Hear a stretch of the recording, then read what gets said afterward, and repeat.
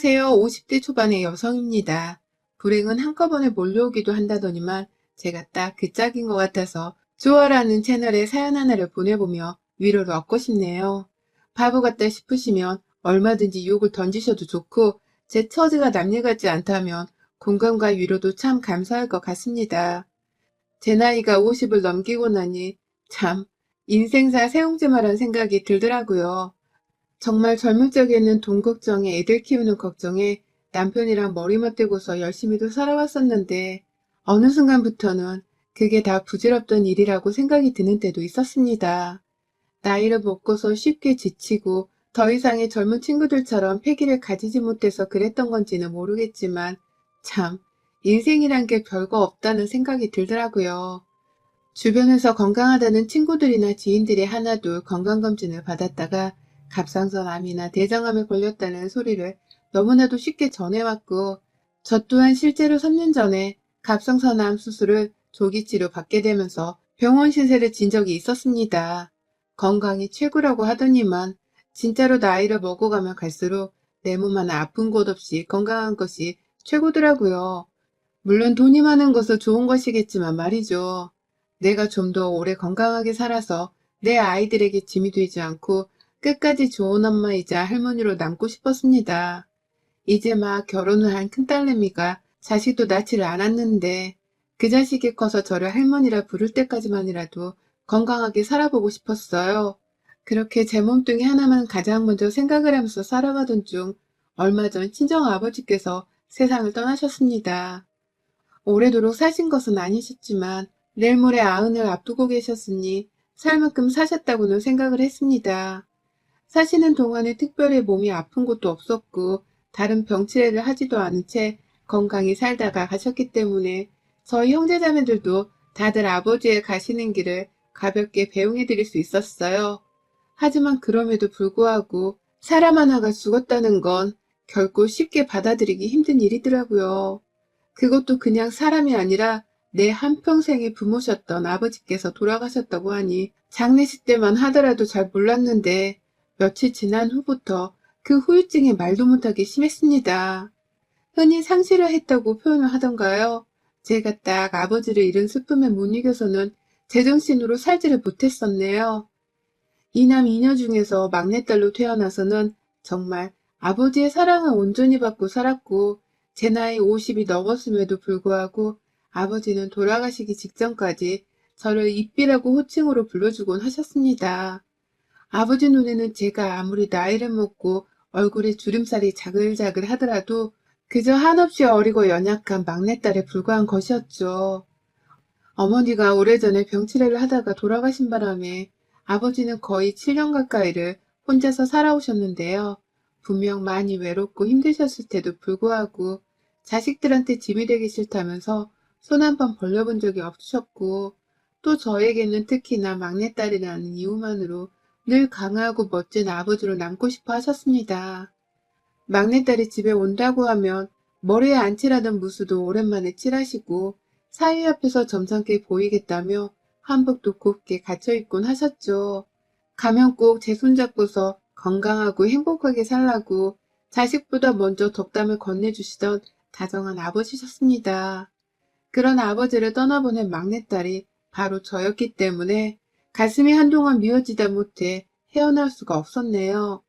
정신없이 장례를 치르는 동안 아버지의 사람들뿐만 아니라 저희 자식들의 지인이나 친구들, 가족들까지도 모두가 장례식에 참석을 해주셨습니다.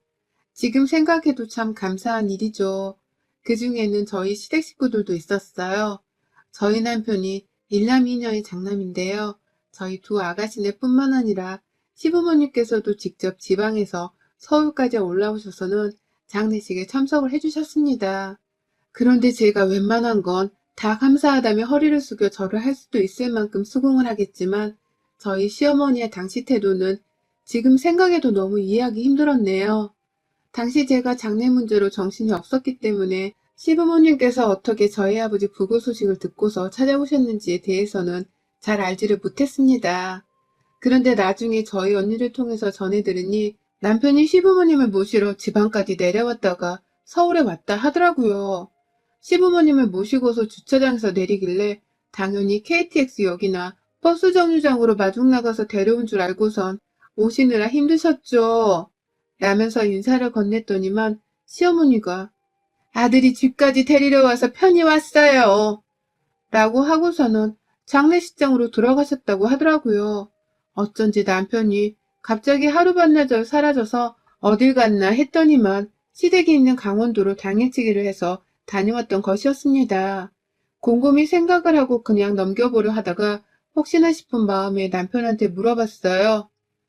그냥 시부모님한테 찾아오라고 하면 되는 걸 왜 굳이 당신이 차를 끌고 거기까지 가서 데리고 온 거야? 무슨 일이라도 있었어? 라고 말이죠. 그러자 남편은 처음에 별 대답을 하기 싫다는 듯이 쭈뼛거리더라고요.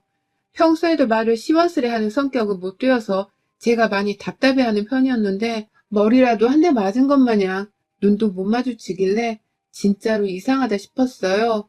의심을 안 하다가 남편의 태도에 더 의심을 사게 된 상황이었고 꼬치꼬치 캐묻는 제 말에 남편이 말하더라고요. 하도 안 오려고 하셨어. 내가 할 수 없이. 나도 이런 우리 부모님이 너무 힘들어. 그러니까 잔소리할 거면 나중에 해. 나도 요 며칠 진짜 잠을 못 잤어. 라고 말이죠. 정말 충격적인 말이었습니다.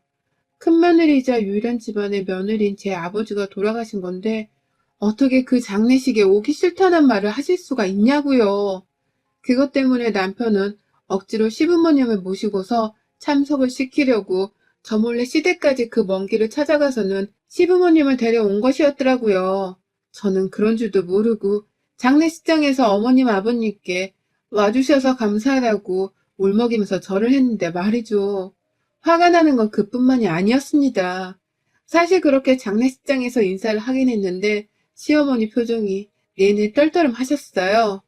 저희 아버지 영정사진 앞에서 인사도 하는 둥 마는 둥 하고 급기야 저를 지나치면서 살아생전 잘 보지도 않고 살았는데 라면서 다리가 아프다고 하소연을 하며 구석진 자리에 자리를 잡고 잠시 앉으셨는데 그 소리를 저한테 하신 건가 싶어서 한참을 고민했습니다. 그러다가 결국 나중에서야 남편으로부터 시어머니의 속내를 듣고 나서는 그게 다 정말로 우리 아버지 장례식에 온 게 마음에 들지 않아서 투덜댄 소리라는 걸 알게 되었고요. 다행히 부부가 쌍으로 미친 건 아니어서 저희 시아버지는 어떻게든 장례식장에 참석을 하려고 하셨다지만 시어머니의 머릿속은 도무지 이해를 할 수가 없었습니다. 본인도 곧 가실 날이 얼마 남지 않으신 양반께서 꼭 그렇게까지 남의 장례식장 가는 걸 싫다고 티내고 싶었을까 해서 말입니다. 정말 수만 가지 생각이 들었지만 저는 절대로 어머니께 추후 화를 내지도 않았어요. 싫은 소리를 하지 않겠다는 마음에서였고 이미 아버지를 떠나보는 것만으로도 슬픔을 너무 크게 느끼고 있었기 때문에 누군가에게 화를 내고자 하는 생각이 더 들지 않았습니다. 다들 죽으면 그만인 게 인생이라는 생각까지 들면서 이러다 시어머니마저도 그냥 한순간에 세상을 떠나시면 내가 분명히 죄송스러운 마음에 조금이라도 후회를 할 게 분명하다 생각을 하면서 마음을 진정시켰어요. 저 혼자 인생사 세옹지마란 말을 몇 번이고 되뇌이면서 말이죠. 하지만 그 되뇌임은 그리 오래가지 못했습니다. 시어머니께서 초를 치셨거든요. 다가오는 추석은 제게 말만 들어도 속에 꽉 막힐 것 같은 명절이랍니다. 장손의 아내란 이유만으로 그 시골 촌구석에서 지내는 제사를 꾸역꾸역 참석해야 한다며 작년 코로나가 터졌던 와중에도 저는 시댁을 갔습니다. 가면 모두가 애상을 하고 또 대다수의 며느리들이 똑같이 하는 것처럼 저 또한 두 손에 고무장갑 끼고서 제대로 벗어본 적이 없을 정도로 부엌에서 일만 했고요.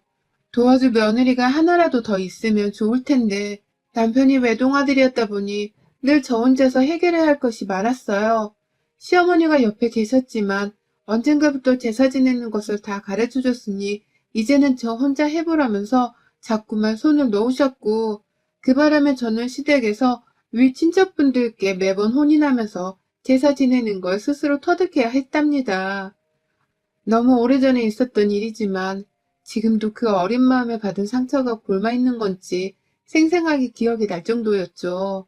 명절이면 늘 피 한 방울 섞이지 않는 시댁에서의 모든 잡일과 고된 일들을 담당하고 있었는지라 저는 명절 증후군에 제대로 걸려 있었습니다. 가고 싶지 않은 마음이 굴뚝 같았지만 집안의 제사만큼은 조상님들 대대로 이어져온 문제이고 자신이 유일한 아들이어서 절대로 거역할 수가 없다며 고지식한 주장을 내세운 바람에 억지로 찾아가고 있었습니다. 제 또래의 며느리분들이라면 다 시댁과의 마찰을 일방적으로 무시하거나 참으며 사셨지 않았을까 싶어요. 저희 때엔 이혼이 세상에서 가장 큰 흠이기도 했고 또 시댁이랑 싸우고 맞선다고 해서 어떻게 척을 지고 진 채로 남편이랑 잘 살 수 있을지도 잘 몰랐을 때였으니까요. 그저 여자가 참고 살아야 한다는 무식한 사상이 머릿속에 가득 차 있었기 때문에 버티고 살 수 있었는데 이번엔 정말 못 참겠더라고요. 아버지가 돌아가시고 나서 바로 일주일도 되지 않아 시어머니께서 연락을 해오셨습니다. 저희 딸아이가 할머니 전화를 너무나 반갑게 받길래 혹 어머니께서 제가 어떤지에 대해서 물어보려고 걱정되는 마음에 전화를 주신 줄로만 알았어요.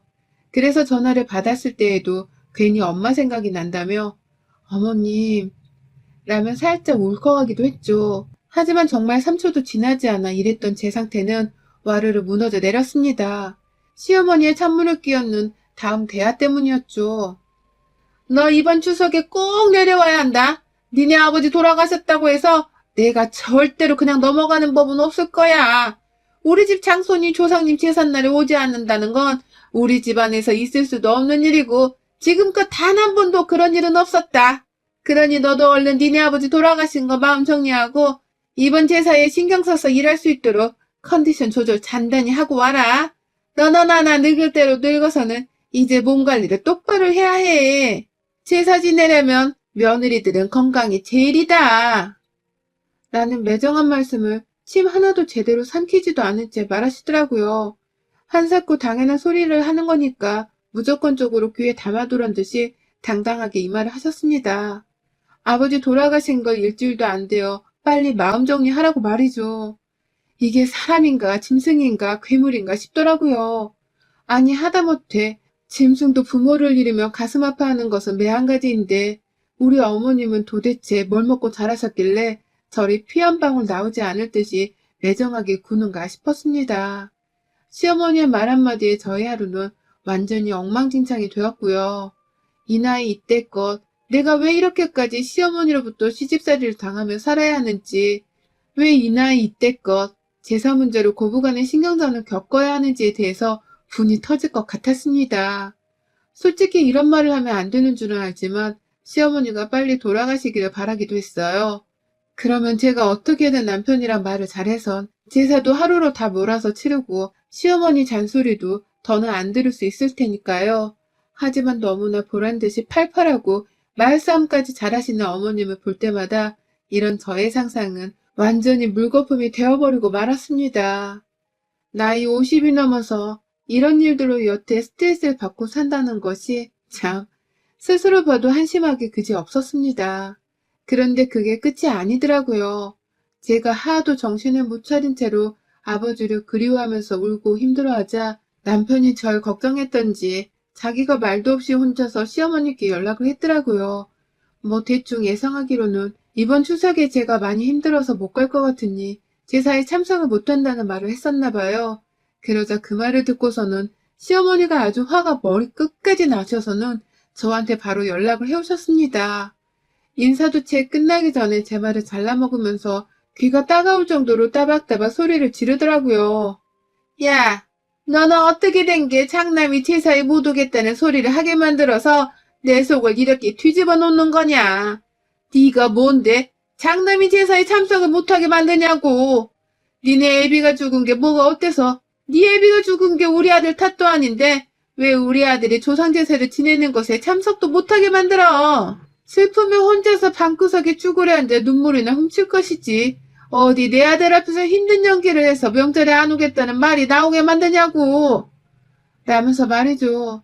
듣는 내내 저도 상황 파악을 하느라 정신이 없었고 어머님은 어머님대로 말을 너무 빨리 뱉어서 숨이 차다는 듯이 몇 문장 말했다가 숨을 고르고 또 몇 문장을 말했다가 콧방귀를 쉬웅 끼면서 끝까지 저를 나무라시더라고요. 아버지 돌아가신 지 그때가 2주도 채 되지 않았던 때였고 제 감정은 거의 절정에 달했을 정도로 힘든 상황이었는데 시어머니가 그런 저를 하나도 배려해주지 않으신 채 저지른 만행과도 마찬가지였습니다. 전화를 일방적으로 끊어내고는 정신이 없어 죽겠다며 바로 침대에 누워버렸어요. 아무것도 먹고 싶지도 않고 보거나 듣고 싶지도 않다며 결혼한 딸내미까지 집에 찾아와서는 제 걱정을 하는 와중에도 계속해서 침대에서 아무 말을 하지 않았고 그날 일을 끝마치고 집으로 돌아온 남편을 본 순간 제가 정말 결혼하고서 제 인생 처음으로 남편의 얼굴에 뺨을 갈겨버렸습니다. 졸지에 저희 맞사이까지도 장모인 제가 장인어른 얼굴에 손을 갈기는 꼴을 보게 되었지만 그 순간만큼은 창피한 것이 없었습니다. 오로지 전 내 아버지 돌아가신 걸 제대로 슬퍼하지도 못하게 만드는 이 어처구니 없는 시어머니의 만행을 남편에게 알리고 싶었어요. 내가 이 나이 이때껏 제사를 지내느라 시집살이를 하는 것도 열불나 죽겠는데 이제는 아버지 돌아가신 후에 느끼는 슬픔까지도 시어머니께 시집살이 마냥 잔소리를 들으면서 치유해야 해. 내가 이 나이가 되도록 왜 이러고 살아야 하는지 당신은 알 거 아니야. 내가 왜 이렇게 살아야 하냐고. 라고 하면서 정신을 잃기 직전까지 소리를 지르며 애먼 남편에게 화풀이를 하듯이 손찌검을 날렸습니다. 제 주먹이 남편의 어깨와 등짝, 허리를 치고 있는데도 남편은 그런 저를 말없이 맞아주며 받기만 하고 있더라고요. 정신을 조금씩 차릴수록 저는 남편에게 슬슬 미안해졌지만 남편은 얼마든 더 맞아줄 수 있다는 식으로 아무 말을 하지 않고 저를 내버려 뒀습니다. 그러니 저도 제 혼자만의 감정에 지쳐서 손찌검을 그만뒀고 결국 그날 정신을 잃다시피 침대 위에서 더 울다가 잠이 들었어요. 그리고 다음날 첫째 딸내미는 이미 집으로 간 건지 없었고 남편은 출근을 했는지 마찬가지로 없었어요. 둘째도 직장인이라 아침이면 늘 새벽부터 나가는 바람에 집은 저 혼자로 텅 비어져 있곤 했죠. 해는 중천에 뜬 늦은 오전이었고 머리는 너무 지끈거리는데 밥은 먹기 싫고 그런데 또 뭘 먹어야 힘이 난다며 그 와중에 냉장고는 열어볼 기운이 있더라고요. 딸내미가 잘라놓고 간 건지 수박 반쪽이 플라스틱 통 안에 들어가 있었고 한쪽에는 수박 반쪽이 랩에 쌓여져 있었는데요. 가족들이 잘라진 수박을 쉽게 먹으라고 저는 반쪽짜리 랩에 쌓여져 있던 수박을 꺼내 들었어요. 혼자 어떻게든 퍼먹어 보자면서 숟가락 하나 챙겨선 한숨을 쉬며 식탁 의자에 앉는데 참 타이밍도 기가 막히더라고요. 밖에 시어머니가 오신 겁니다. 문 열어! 라고 하면서 현관문을 두들겨 대는 어머님의 외침에 깜짝 놀라서는 밖을 나가려고 하는데 옆에서 저희 남편 목소리도 들리더라고요. 세상에. 어머님이 저 하나 직접 얼굴 보고서 욕을 해줘야겠다면서 본인 스스로 KTX를 타고서는 서울까지 찾아오신 겁니다. 그걸 남편한테 전화를 걸어서는 집까지 바래다 주라고 무작정 역으로 불러낸 바람에 남편도 허겁지겁 출근했다가 역으로 가서는 어머님을 모시고 집에 온 것이었어요. 남편은 미안해서 어쩔 줄 몰라 했지만 그와 동시에 나름 자신감도 차 있는 듯 했습니다. 아무래도 차 안에서 시어머니께 며느리한테 함부로 하지 말라는 잔소리 같은 걸 한바탕 한 모양이었어요. 그래서 어머님이 분명 제 앞에서 말을 조심할 것이라고 생각을 한 듯 했죠. 그러나 모두의 예상과는 달리 시어머니의 입본새는 정말이지 변하지가 않더라고요. 처음엔 남편의 눈치를 살살 보면서 제게 바로 할 말을 못하고 계시던 어머님은 제가 수박 반통짜리를 꺼내서는 숟가락으로 퍼먹으려고 한 현장을 보고 난 후에야 참나 아이고 라면서 허공에다가 웃음소리를 발사하며 저를 비꼬더라고요. 네 이럴 줄 알았다. 아버지 돌아가셔서 슬프고 어쩌고 하는 게 다 거짓말인 걸 알았다고. 애비가 죽었는데 수박 반 통을 통으로 끄집어내서 처먹고 있는 거 봐라. 그 와중에 집 먹고 살 건 챙기면 살아야 한다고 배를 채우려 한 건가 보지? 정작 슬픈 사람들은 입에 죽도 못 넘겨 이거사. 넌 슬픈 게 아니라 그냥 잠시 엄살을 피우는 거라고. 라면서 겨우 한 입 먹으려고 한 저를 향해 가소롭다는 웃음까지 지어 보이며 욕보이시는데 너무 억울하고 분한 마음에 눈물이 차오르더라고요. 너무 숨이 가빠오고 가끔 턱 막히려고도 하는 것이 꼭 공황장애를 겪는 환자들 마냥 증상이 이상하기도 했습니다. 시어머니의 예상치 못한 말본세에 남편은 적잖게 장황을 하면서 저를 향해 당신 들어가, 방에 들어가서 그냥 문 닫고 있어. 라며 자리를 피하게 하더니 엄마 이러실 거면 제가 집으로 절대 안 데려왔습니다. 분명 며느리한테 미안해서 온 거라고 하셨잖아요. 그래서 저도 제대로 사과라도 하라면서 데리고 온 건데 말을 그렇게 하시면 어떡해요. 입장 바꿔. 엄마 장례식 끝나고 내가 슬퍼하지도 않으면 엄만 속 편하겠어요? 라며 시어머니를 데리고 집을 나서려 하더라고요. 열심히 팔을 끌어 잡아당기면서 말이죠. 하지만 그런 남편도 결국 시어머니의 입을 틀어막지는 못했습니다. 어머님이 집 밖으로 나가며 말씀하기로는 재수없게 내 장례식을 사돈 양반 장례식이랑 비교하면 어떡해. 제사를 앞둔 마당에 죽은 사람 얘기는 재수없게 왜 자꾸 꺼내는 거야. 라면서 남편의 얼굴에 꿀밤을 때리는데 와, 그 순간 저는 다리에 힘이 주르륵 풀려서는 금방이라도 바닥에 쓰러질 뻔했습니다. 내 아버지를 향해서 죽은 사람이니 재수없게 입 밖에 꺼내지 말라 하다니 이게 사람이 할 소리냐고요. 짐승도 이런 식으로 매정하게 말을 하지 않을 거라 싶었습니다. 나도 자식이 있는 엄연한 부모인데 누가 감히 내 딸한테 그런 소리를 한다면 속이 뒤집히다 못해 상대의 심장을 갈길갈길 찢어버릴지도 모를 일이었습니다. 그런데 딸이 둘이나 있는 시모는 그런 소리를 아무렇지 않게 하고도 속이 참 편해 보였습니다. 저도 참다 안 되겠다며 그만하세요. 라는 말을 수도 없이 했고 그러다가 결국 수박이나 처먹던 애가 어디서 애도하는 척은 너 이번 추석에 농땡이 피우가 안 오기만 해봐. 내가 아주 동네 친척 어르신들한테 다 얘기하고 다닐 거야. 며느리 버릇 단단히 고쳐야 한다고. 라면서 입에도 대지 못한 수박을 가지고 난리를 피우는 어머님의 말을 끝으로 저는 앞에 놓여진 수박 반쪽짜리를 들고서는 시어머니를 향해 던져버렸습니다. 입 다물라고 주댕이 쪽으로 던진 건데 시어머니도 그걸 비명을 지른 채로 얼굴에 정통으로 맞았어요. 수박이 반 잘려서는 시뻘건 과육이 드러난 그 부분으로 말입니다. 정말 한 1초도 안 돼서 윽! 하는 외마디와 함께 얼굴에 맞은 수박으로부터 뒷걸음친다고 내뺀 어머님은 결국 자기 스스로 더 놀래서는 바닥에 떨어진 수박을 한참 보면서 말을 잇지 못하셨어요. 며느리가 하다하다 수박을 얼굴로 향해 던져버릴 줄은 감히 상상을 못하셨던 것이죠.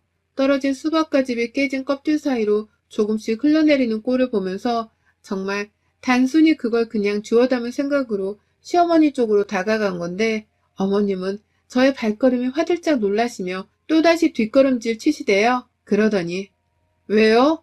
제가 뭐 못 던진 거라도 던졌어요? 라며 앙칼지게 쏘아대는 제 말에 그냥 대꾸도 안 하시고 남편도 나몰라라 한 채로 집 밖으로 뛰쳐나가셨어요.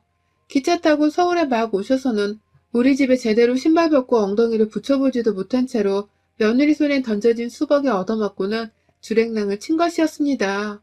그날 저는 절대로 추석에 내려가지 않겠다는 말을 남편에게 확실하게 전달했고 남편은 전과 달리 아무 저항을 하지 않은 채 제 마음대로 하라면서 내버려 뒀어요. 아이들은 엄마가 올 추석에 제사로 스트레스를 받지 않아도 된다면서 저보다도 더 올 명절에 홀가분하게 여기기 시작했고 저는 그런 제 자식들을 보면서 새삼 뉘우쳤습니다.